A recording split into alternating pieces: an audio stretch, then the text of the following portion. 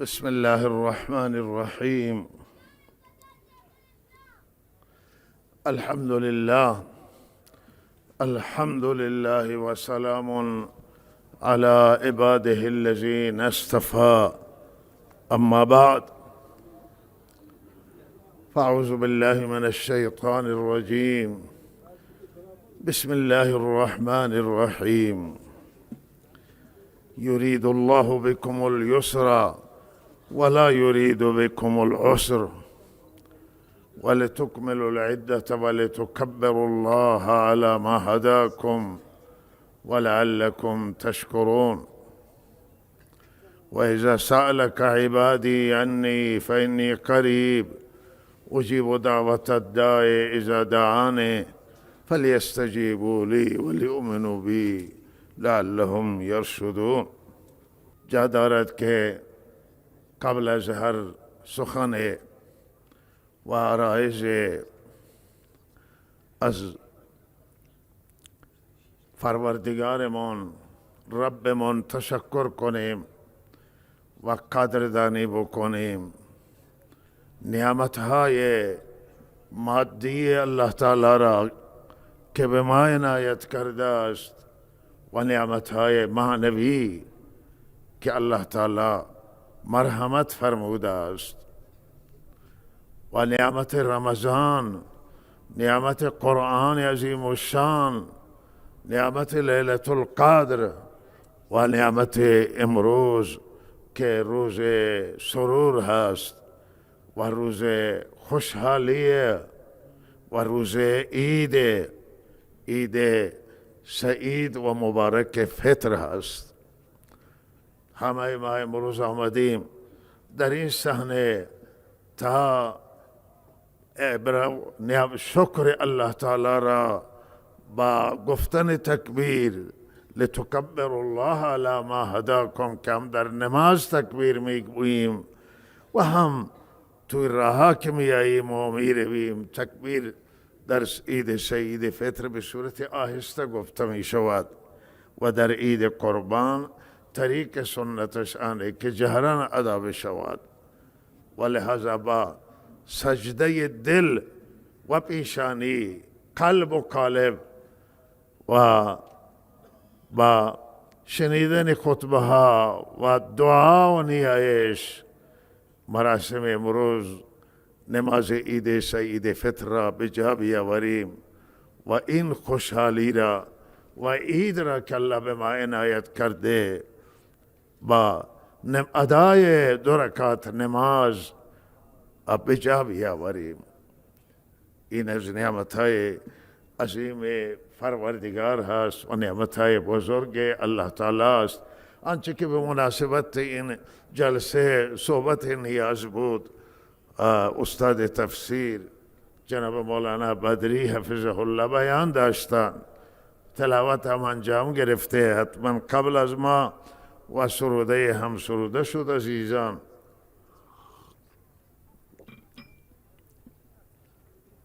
و چند تا تذکر هستن که بنده خدمت سروران و دوستان عرض می کنم که الله تعالی می فرمایند که حکمت ماه رمضان و حکمت روزه را در تقوا باید جستجو کرد، چرا که این ماه آمده و روزه فرض شده است.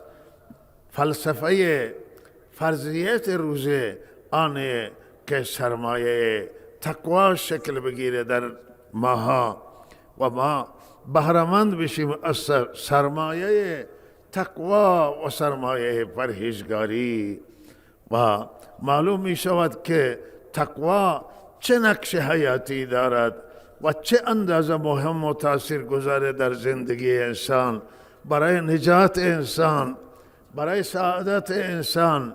تقوا چه اندازه مهمه که الله تعالی می فرماید روزه را من برای آن فرض گردانیدم. از خود قرآن بشنوید، از خود رب العالمین که حکمت روزه را الله تعالی در تقوا دیده است و لحاظا مهم هست که ما ببینیم که چه تقوایی در دل ما روزه ایجاد کرده است. آیا ما محاسبه کردیم در ماه رمضان خودمون را و فکر کردیم ضعف‌ها را که خلاف تقوا هستند و ما پایبندی نداشتیم؟ ضعف‌هایمان که فراوانند، تقصیراتمان و کوتاهی‌هایمان که در رابطه با انجام فریضه الهی هستند، انجام دستورات خدا هستند و اطاعت از الله تعالی است. لحاظ اون ضعف‌ها را ما در زندگیمان فکر بکنیم و مصمم باشیم که ما بعد از ماه رمضان بهتر از ماه مبارک رمضان باشیم. زندگی ما زندگی بهتری باشه، بیشتر دستورات الله تعالی را رعایت کنیم و از گناه و از معصیت، از نافرمانی الله تعالی پرهیز کنیم و از پروردگار اطاعت کنیم، از حضرت رسول صلی الله علیه وسلم فرمان ببریم، اطاعت خدا و رسول را انجام بدیم و از کوتاهی دوری کنیم. در رابطه با حقوق بندگان، حقوق ناس که سخت‌ترین حق و بزرگترین حقوق هست، ما توجه داشته باشیم که در حق بندگان چند از ما کوتاهی کردیم. در رابطه با خویشاوندان و صله رحمی که از دستورات مهم الله تعالی هست، دستورات قرآنی هست و از اولین برنامه های دین اسلام و حضرت رسول صلی الله علیه وسلم در رابطه با صله رحمی بود. و آیا ما چه اندازه صله رحمی را رعایت کردیم؟ با خویشاوندان رابطه ما میانه ما چطور است؟ آیا بها قائلیم برای خویشاوندان؟ با خویشاوندان محبت هست، رفت و آمد هست، مریض باشه کسی را اعادت میکنیم، کسی بمیره به جنازه میرویم تسلیت میگیم. چه اندازه ما هوای خویشاوندان را داریم، چه اندازه ما صله رحمی را رعایت میکنیم و بالاترین صله که مال والدین هست، مادر و پدره. آیا رابطه ما با مادر و پدر چگونه؟ رابطه همسران، زن و شوهر با یکدیگر چگونه است؟ رابطه پدر و فرزند، برادران، خواهران، خویش اما، عمو و خال و خاله، آیا این خویشاوندان قریب و خویشاوندان دورتر و آیا اینها را ما چه رابطه با اینها داریم؟ و این چیزی است که تاکید شده که اگر ما صله رحمی را رعایت بکنیم هم در عمر ما الله برکت میدهد، حدیث است، و هم در رزق و روزی ما عزت ما را الله بالاتر میبرد، رحمت خدا بیشتر بر ما نازل می شود. و اگر ما صله رحمی را رعایت کنیم، اگر ما به حق همسایه ها توجه بکنیم که آن حضرت فرمودن که جبرائیل امین انقدر در رابطه با همسایه تاکید میکند منا که من فکر میکنم که میخواهد، گاهی فکر میکنم که میخواهد شریک میراث بگرداند، در میراث من همسایه شریک بگرداند. انقدر در رابطه با همسایه هر باید حال و هوایشون داشته باشیم. آیا چه اندازه من و شما از احوال همسایه ها اطلاع داریم؟ چه اندازه همدردی داریم؟ سلام علیک هست، اول فرسی هست، خبرگیری از همسایه ها، داد و ستد و هدیه‌ای و بخششی، ولو اینکه یک چیز جزئی هم باشه. آیا به همسایه‌ها چه اندازه توانستیم رعایت کنیم؟ یا همسایه را نمیشناسیم، از حال همسایه ها اطلاعی نداریم، سلامی هم به سلام گرمی ندادیم به همسایه هایمون. وضعیتمون را باید خودمان سنجش کنیم و بررسی کنیم که ما با همسایه ها، آیا با بچه ها را ارتباط ما چگونه است؟ بچه ها را سلام میدیم، دست به سرشون میکشیم، دعای خیرشون میکنیم. بچه ها مراد کسانی که سنشون پایینه. با جوانان ارتباط ما چگونه است؟ آیا به جوانان بها میدیم؟ برای جوانان دعای خیر میکنیم؟ آیا توجه داریم به جوانان؟ یا جوانان ما فراموش کردیم و توجه نداریم؟ و این سنت همین سروران گرامی که به جوانان ما بها قائل باشیم. فرزندانتون که جوانان، نوهایتون که جوانان و همه فرزندان شهران، محلان، جوانها را باید بها داد، باید برای جوانان ارزش قائل بود و جوانان باید محبت کنیم. جوانان تشنه محبت هستند و جوانان نگذاریم که به راه خلاف کشیده بشن، با گرفتار دام اعتیاد بیفتن، به دست افراد ناباب بیفتن. جوانان خدا نکنه فردا فاسد بر نیایند در محیط و ماحول که خطرناک، افراد نادان و ناباب زیاده و جوانان ما کجا می روند؟ به دست با چه کسانی همراه می شوند؟ آیا جوانهای ما در بعض خانه ها و چای خانه ها و فلان بنامین می روند، اونجا چه کار می کنند و چه کسانی اونجا کنار چه کسانی نشستند و چه می گذرد در شهر ما، در جاها و مسائل. و عزیزان من، ما باید مواظب جوانان باشیم.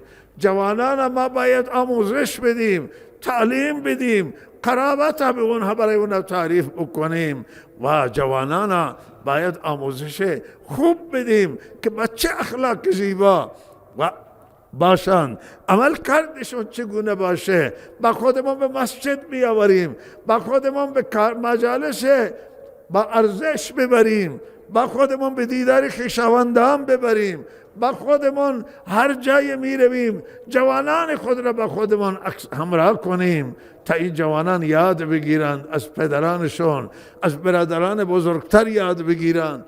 و لحاظ جوانان باید ما مورد توجه قرار بدیم. جوانان به حال خود رها نکنیم، ویل نکنیم، خودشون گرفتار بشن، ما را هم گرفتار کنند، خانواده را گرفتار بکنند. و عزیزان من، توجه، حرمت و احترام گذاشتن به زنان. آیا زنان که نصف جامعه ما را بیشتر تشکیل میدن، به دختران توجه بشه، به خواهران توجه بشود و بالاخره به نزدیکان توجه بشود، به آموزششون، به تعلیمشون و تربیت به هر حال نسل جدید بر همه هست که باید اینها را مورد توجه قرار بدهند.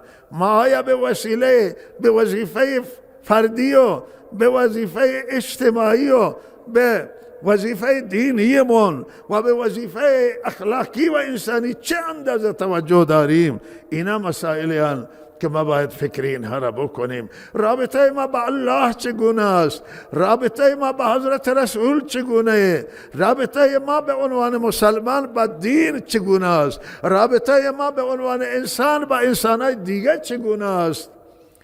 و این مسائل باید مورد توجه قرار بگیرند. عزیزان من، این مسائل که الله تعالی راضی می شود، همین مسائل که الله تعالی می بخشد. الله فردا شما را به خاطر محبتتون با همسایه ها و رعایت کردن احترام همسایه شما را به بهشت میبرد. روز قیامت الله تعالی به خاطر حرمت گذاری و احترام والدین و به خاطر صله رحمی، به خاطر ترحم بر مساکین و رسیدگی و کمک به مساکین، شما را الله تعالی به خاطر حرمت گذاشتن به یتیم ها و رسیدگی به یتیم ها، شما را به خاطر مردمداری، شما را به خاطر انسانیت روز قیامت به بهشت میبرد. تنها نماز و روزه نیست، نماز و روزه از ارکان مهم اسلامه. پایان سازندان می سازند جامعه را، روزه می سازه، نماز می سازه، احکام می سازه، حج می سازد. همه این حیاتی و مهمه احکام بزرگ الله تعالی. ولی عزیزان من، این مسائل که مردم به آن توجه ندارن. اینها خیلی خیلی مهمن، بسیار حیاتیان و رضایت الله تعالی حاصل می شود وقتی شما دل یک انسانی را خوشحال می کنید، وقتی شما یکی را سلام به گرمی می دید، اول فرسی می کنید، او خرسند میشه، به چهره کسی لبخند می زنید، چهره تون را برای در مقابل کسی باز می کنید. خدا به این مسائل شما را می بخشد، به اخلاق نیک شما را می بخشد، به مکارم اخلاقی، به اختیار کردن اخلاق رسول الله صلی الله علیه وسلم، به رعایت کردن گذشت، عفو کردن که باید مردم از یک دیگه گذشت داشته باشند، خیلی چیزها را نادیده بگیرند و بزرگ منشی داشته باشند، دیدشون را وسیع کنند، سینهشون را بکشایند و تحمل داشته باشند، ظرفیت اختیار کنند، ظرفیت داشته باشند. اینها الله به خاطر این ظرفیت شما، تحمل شما، بردباری شما، الله تعالی شما را مورد عفو قرار میده. این آیه که در رابطه با قرآن عظیم الشان در رابطه با حضرت ابراهیم، که حضرت ابراهیم علیه السلام وقتی که از عراق هجرت کردند و به سرزمین شام رفتن، اولاد نداشتن، از الله درخواست کردند ابراهیم که پروردگارا هجرت کرده در راه الله و کسی نداره اینجا، یا الله به من اولاد عنایت کن، اولاد صالح عنایت کن. و او درخواست کرد که حبلی من الصالحین، پروردگارا بچه صالح به من عنایت کن. و الله تعالی در پاسخ گفتن که فبشرناه بغلام حلیم، الله فرمودن که من فرزند بردباره که دارای حوصله، دارای صبر، دارای استقامت، دارای تحمل، من به تو عنایت میکنم. ببین حضرت ابراهیم خواستش چه اندازه حیاتی بود که فرزند نخواست از الله، فرزند صالح خواست، فرزند نیک، فرزند صالح خیلی مهمه. اما پاسخ الله تعالی را ببینید، پاسخ الله چیه؟ الله میگه بچه به تو میدم که دارای حلم، دارای بردباری، دارای ظرفیت، دارای تحمل. و الله چه چیزی را برای حضرت ابراهیم علیه السلام مهم دید؟ چه صفات؟ این هر دو صفات محبوبن، صالح باشه هم معنای زیبایی داره، اما اون چی که الله می فرمایند او مهمتره، که الله می فرمایند بچه‌ای که دارای تحمل، و لحاظا تحمل باید بالا ببریم، صبر بالا ببریم، استقامت بالا ببریم. همه ملت ایران، مردم ایران، مردم دنیا، نقطه مهمه که صبر باشه، تحمل باشه، ما ناملایمات برداشت کنیم، نامناسبات برداشت بکنیم. اگر در حق ما کوتاهی انجام میگیره، ما باید ظرفیت من بالا ببریم و تحمل کنیم، یک دیگر را تحمل کنیم، دیگران را تحمل کنیم. اگر خودمون را نتوانیم تحمل کنیم، دیگران چگونه میتوانیم تحمل بکنیم؟ لحاظا این وقت تحمل، صبر بالا بشه و خیلی چیزا هستن که انسان اونها را میتوانه برداشت کنه و تحمل کنه و رفتارش را نسبت به جامعه، نسبت به همسایگان، نسبت به دوستان، نسبت به مردم، نسبت به همه چیز رفتارش را میتوانه که خوب بکنه. و همین بچه وقتی که الله تعالی دستور داد، حضرت اسماعیل الله تعالی به حضرت ابراهیم داد و وقتی که 12-13 ساله شد، فلما بلغ معه السعی، وقتی که با پدر رفت و آمد شروع کرد، کمک پدر شد، دستیار پدر شد، توانست که به پدر کمک کنه، الله تعالی دستور دادن که شما اسماعیل قربانی کنید برای من.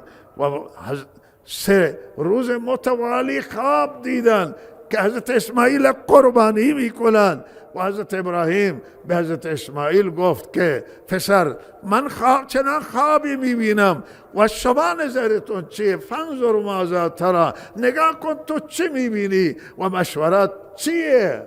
چه مشورتی به من میدید؟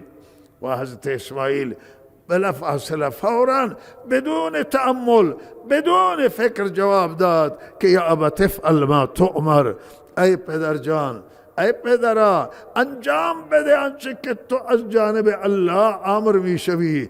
امر خدا را باید بدون تأمل انجام داد، در امر خدا نباید وقفه انجام بگیره. ای پدر تو دستور خدا را انجام بده و من که فرزند تو هستم قربانی بکن. حالا ابراهیم علیه السلام سنی از ابراهیم گذشته، پیامبر بزرگ الله تعالی هست، ولی حضرت اسماعیل این پیامبر زاده و این عنایت الله تعالی که به حضرت ابراهیم کرد، این چه نعمت عظیمی. این بچه با این جوانی میگه پدر آنچه که الله دستور داده تو انجام بده. این تحمل، این ظرفیت بزرگ و کلانی است و الله تعالی نصیب همه من شما بگرداند.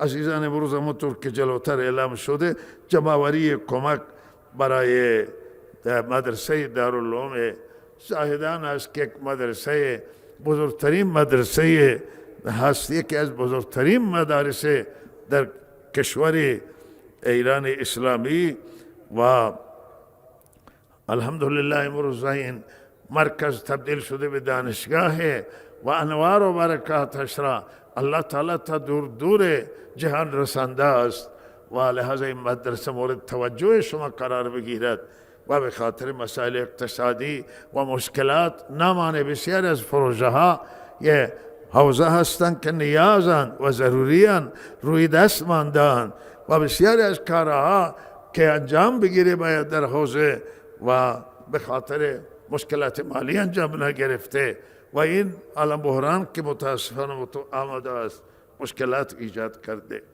و لحاظا درخواست داریم که شما به همه مدارس دینی و کار خیر کمک کنید، به همه یتیم ها، فقرا، مساکین، زندانی و خانواده زندانی و مصارف و مخصوصا شما توجه خاصی قرار بدید به دارالعلوم زاهدان، به این مجتمع که هم شامل مسجد مکی بزرگترین عبادتخانه و مسجد است و هم این مدرسه، اینها به نفع شما هستند، مایه خیرم برای شما، مایه برکت و عزتم برای شما و انشاءالله برای همه مردم عزیز ایران و برای همه انسانها. و اینجا فکر همیشه ما عرض میکنیم که اینجا فکر انسانیت هست و برای همه انسان فکر می شود، برای همه هموطنان فکر می شود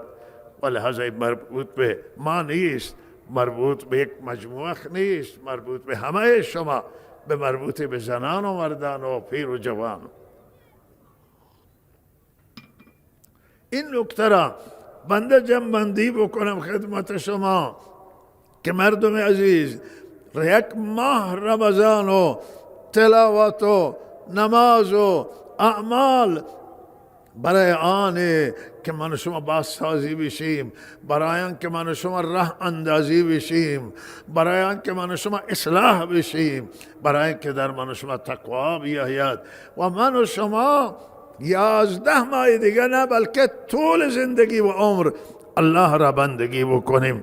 مردم عزیز هیچ نقطه قوت برای سعادت دنیا و آخرت بالاتر نیست از این نقطه که به الله فنا ببریم و با الله ارتباط برقرار بکنیم.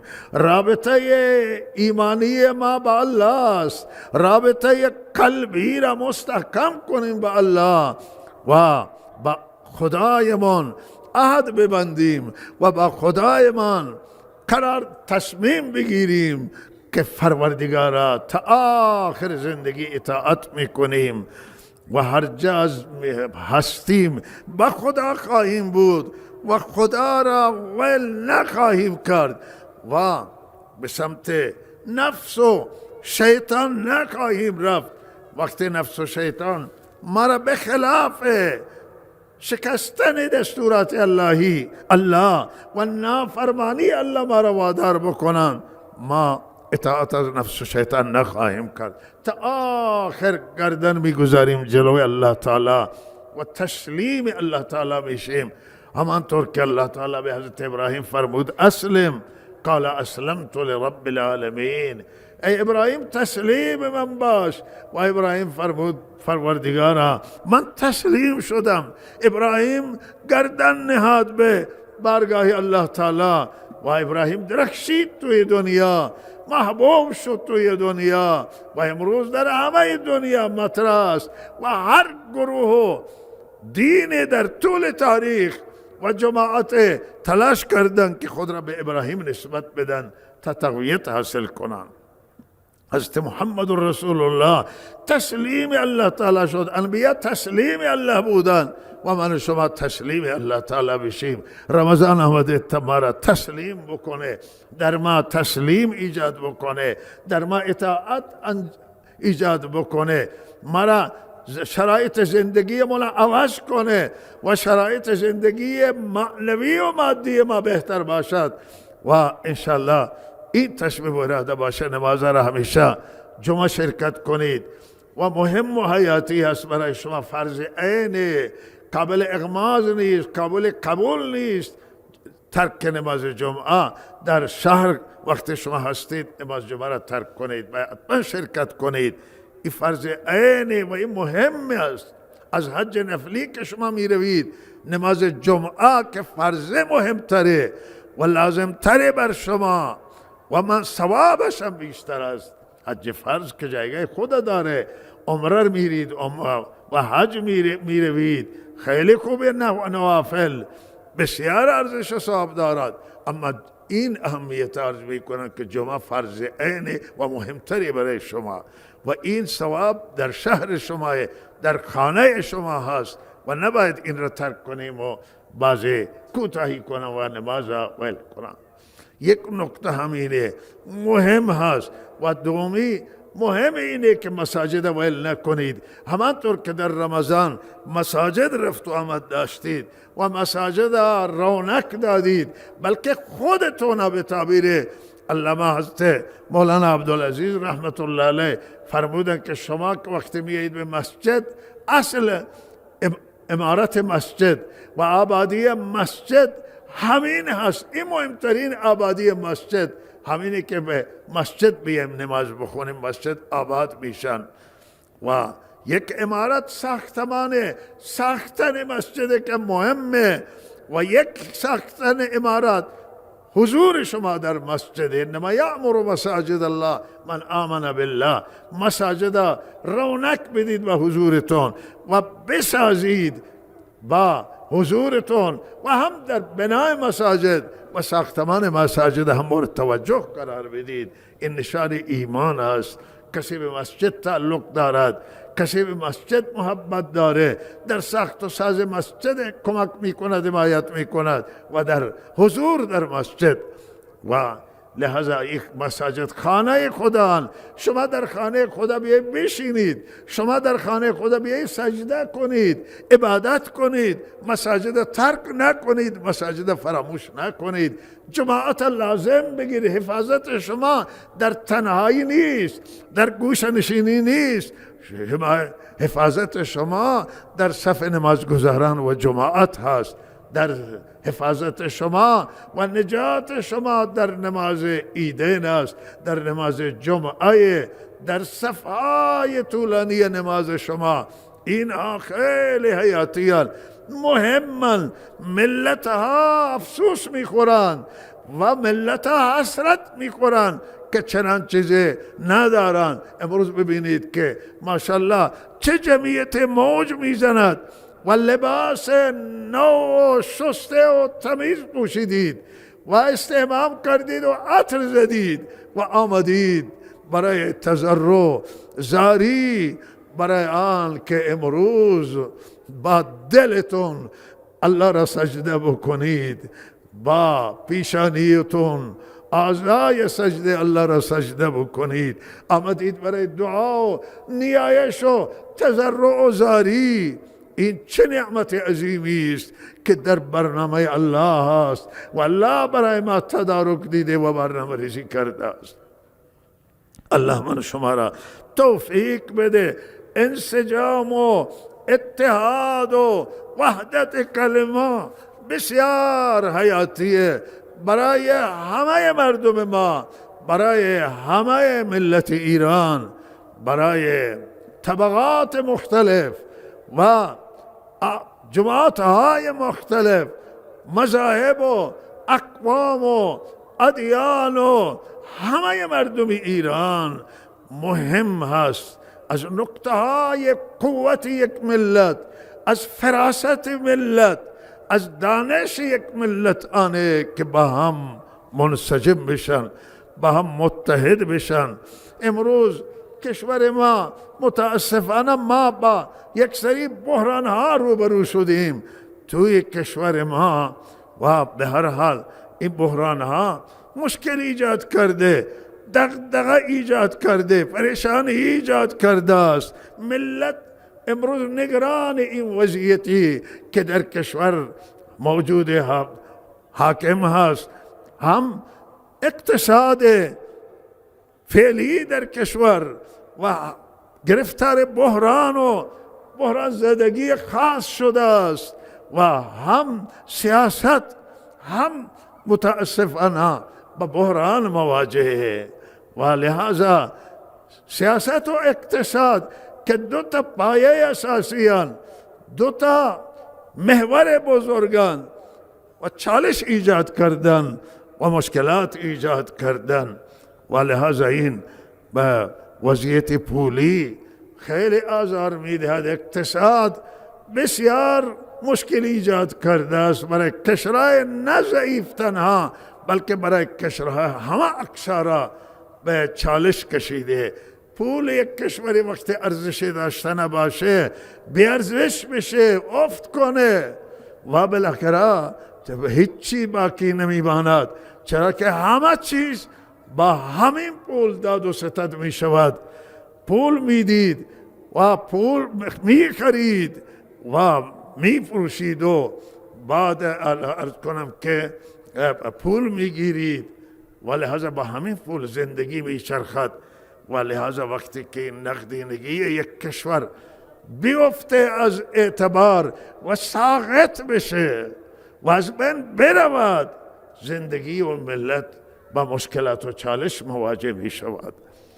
معلوم می شود که در کشور ما بالاخره از دست مدیران کشور خارج شده کنترل پول و وقتی که سیاست تمرکز داشتن باشد اقتصاد بالاخره همین متزلزل می شود و تزلزل بزرگی است در کشور که همه ملت و مردم ایران را، همه اصناف و طبقات را با پریشانی مواجه کرده است و لہذا برای این فکر جدی می خواهد بهترین راه، بهترین برون رفت از این بحرانی که پیش آمده است آن است که به هر حال مسئولان به تسلیم بالاخره خواسته های به حق ملت ایران بشن،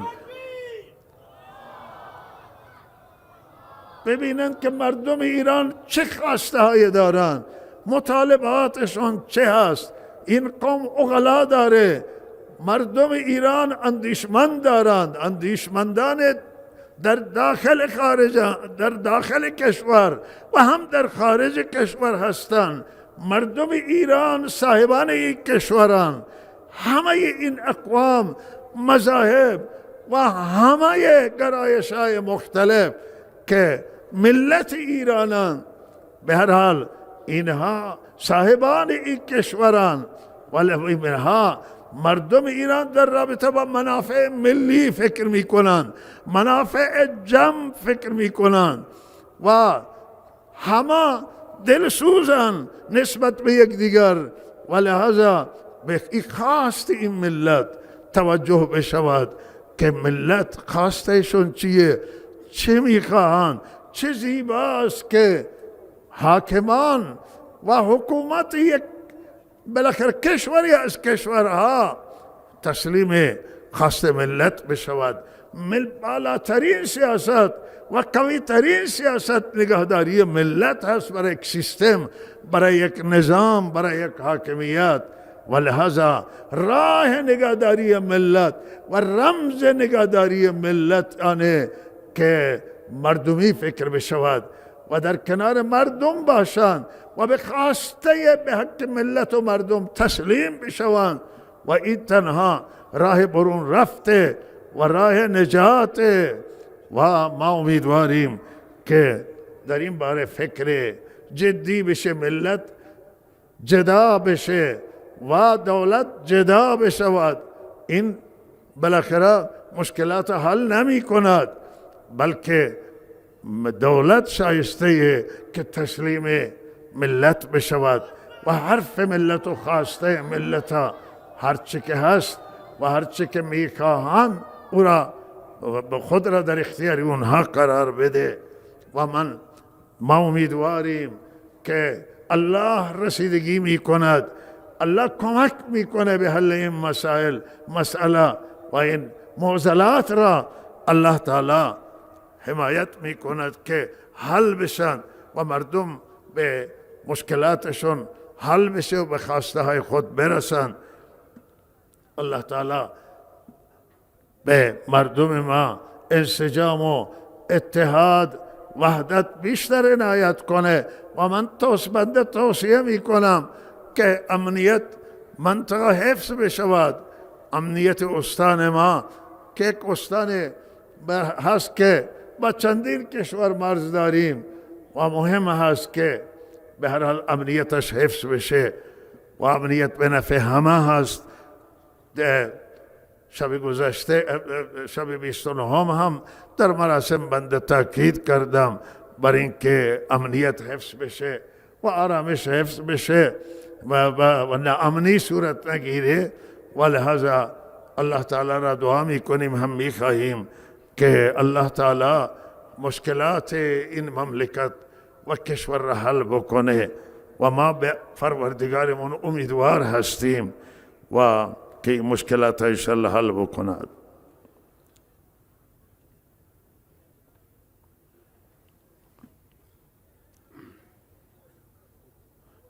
بله گزارش گو که تمہارا بدهیم بارش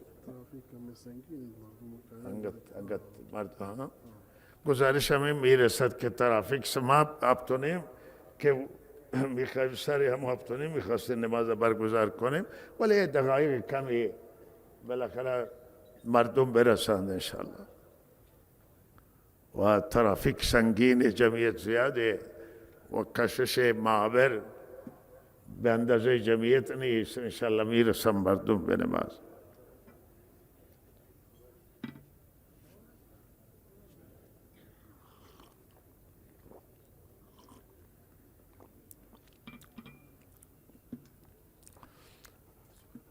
مهمترین چیزی که برای حل بحرانها تأثیر گذار هست و میتواند یک کشوری را از چالش ها نجات بدهد و از بحران ها نجات بدهد دیدن واقعیت ها هست و دیدن حقایق.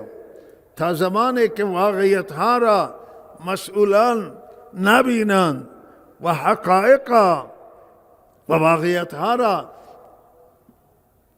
درک نکنند مشکل می شود حل کردن مسائل.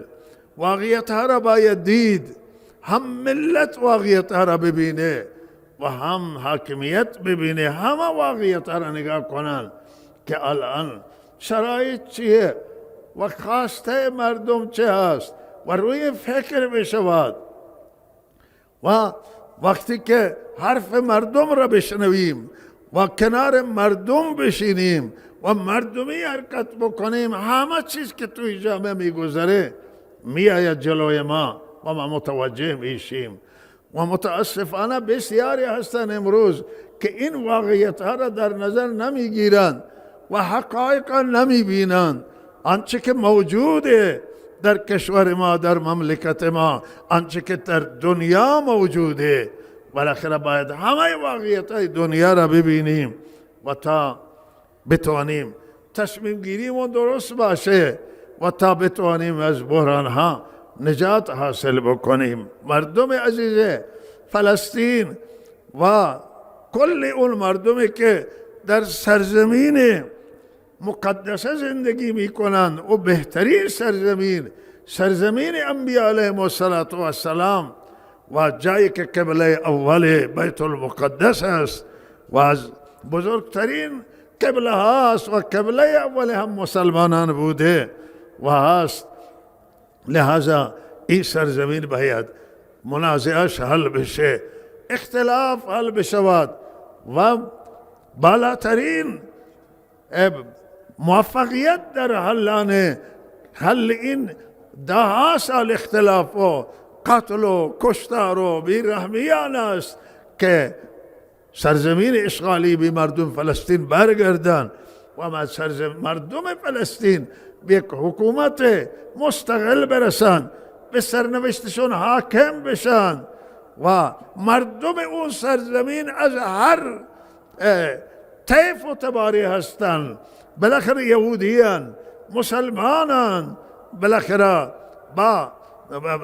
بتوانن حقوق یکدیگر را در نظر بگیرن، واقعیت ها که بنده عرض کردم در نظر گرفته بشن و انشالله همه مشکلاتشون حل می شود و تنها راه برون رفت تشکیل یک حکومت مستقل برای فلسطینی هاست و ما امیدواریم که مردم فلسطین بعد از رنجها، سالهای متمادی رنج و بیرحمی و مشکلات بتوانند که به سرنوشتشون حاکم باشند و مشکلات حل بشه و گرفتاریایشون برطرف بشود.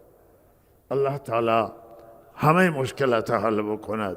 نیاز به دعای دوستان هست که همه برای همه مظلومان دنیا، مظلومان عالم، مسلمان و غیر مسلمان باید دعا کنیم و برای حل مشکلات هم در امروز که روز عید و دعا انجام بگیره.